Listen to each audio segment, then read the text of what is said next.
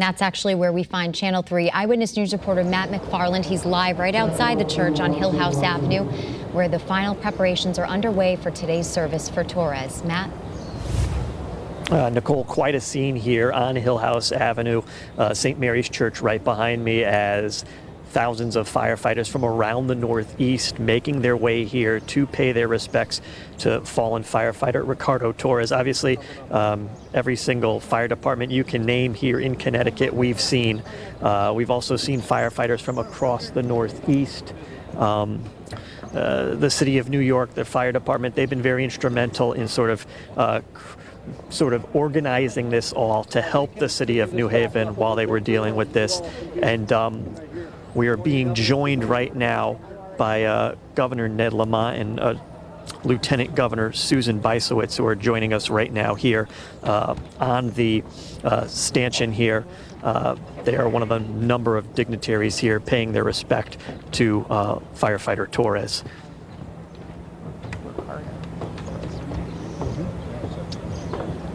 Governor, can first of all welcome this very, very somber situation this morning, this funeral from the state perspective.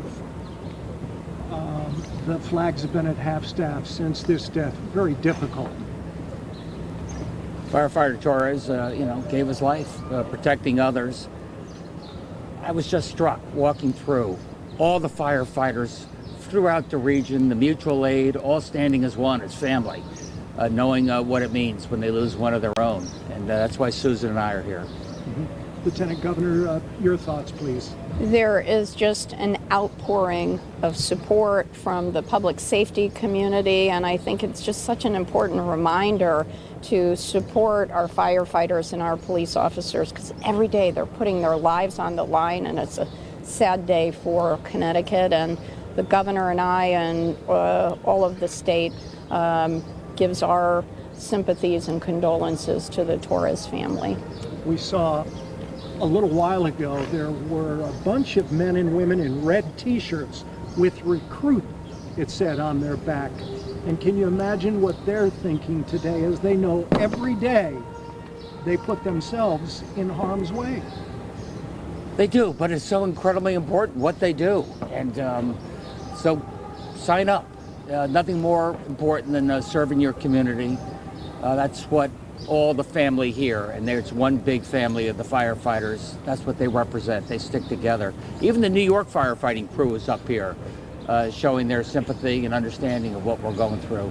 And Austin, Texas. That's right, and the national president of the firefighters union is here as well. People have come from all over the country to show their support, and we appreciate it. What do you think about today when you see all of that support? Everyone from all over the country, everyone down here in New Haven coming together. What does that say about our community? You know what? Our country and our state can be divided on particular issues, but we are united in our support of those firefighters and police and law enforcement that put their lives on the line for us every day. And I hope the Torres family knows that there are hundreds and thousands of people here who respect and love this man for what he did. And they'll be there for Mrs. Torres and her family. It's an extended family, and I think that is an incredible show of support and community. Thank you very much. Thanks, everybody. Thank you. Thanks for coming. So there is, you just heard from Governor Ned Lamont and Lieutenant Governor Susan Bysiewicz here. You heard the governor and the lieutenant governor mention we're talking about fire departments from not just Connecticut, not just the Northeast, but around the country as well. Again, we saw a firefighter from Austin, Texas. We've seen, obviously, the fire department of New York, as we were saying before, very instrumental in sort of organizing and setting up this today, having everyone in place to sort of help take the burden off the New Haven Fire Department as they are sort of in the process of grieving. So we've seen firefighters from Boston, we've seen firefighters from Albany, New York, Yonkers, New York, again, countless cities and towns across Massachusetts, New York, again, obviously Connecticut, but they are here all to pay their respect to fallen firefighter Ricardo Torres. A number of the dignitaries we've seen, in addition to the governor and lieutenant governor, obviously. New Haven Mayor Justin Elicker is here.